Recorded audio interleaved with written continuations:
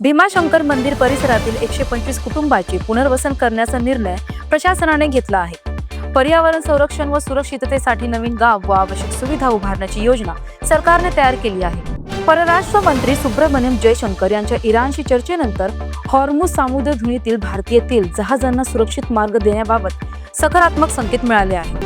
हॉर्मुझ सामुद्रधुनीवरील तणाव वाढत असताना इराणने जागतिक शक्तींचा मोठा इशारा दिला। युद्धस्थिती निर्माण झालेल्या तेल पुरवठा व आंतरराष्ट्रीय व्यापारावर परिणाम होऊ शकतो। मुख्यमंत्री देवेंद्र फडणवीस यांच्या पुढाकाराने 8 सामंजस्य करारांद्वारे महाराष्ट्रात 44,710 कोटी रुपयांची गुंतवणूक निश्चित झाली। या प्रकल्पांमुळे सुमारे 7,030 रोजगार निर्माण होणार आहे। संजय राऊत यांनी एलपीजी सिलेंडर व इंधन दर वाढीवर केंद्र सरकारवर टीका केली। जय श्रीराम म्हणा, सिलेंडर घरी येईल अशी उपरोधिक टिप्पणी करत त्यांनी सरकारला लक्ष्य केले। अहिल्यानगर जिल्हा परिषदेत शिक्षकांच्या भरती प्रक्रियेत एजंटचा हस्तक्षेप असल्याचा आरोप झाला आहे। या प्रकरणी चौकशी करण्याची मागणी शिक्षक संघटनांनी केली आहे। लोकसभा अध्यक्ष ओम बिर्ला यांनी सर्व खासदारांना नियमाच्या चौकटीत बोलण्याचे स्पष्ट निर्देश दिले। सभागृहातील शिस्त व कामकाज सुरळीत ठेवण्यासाठी त्यांनी कठोर भूमिका घेतली। राज्यातील एसटी व बस स्थानकांचे विकास सार्वजनिक खासगी भागीदारीत करण्याचा प्रस्ताव आहे।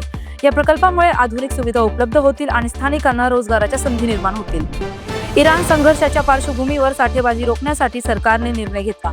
घरगुती ग्राहकांच्या पहिल्या डिलिव्हरीनंतर किमान 25 दिवसांनीच दुसरा एलपीजी सिलेंडर बुक करता येणार आहे।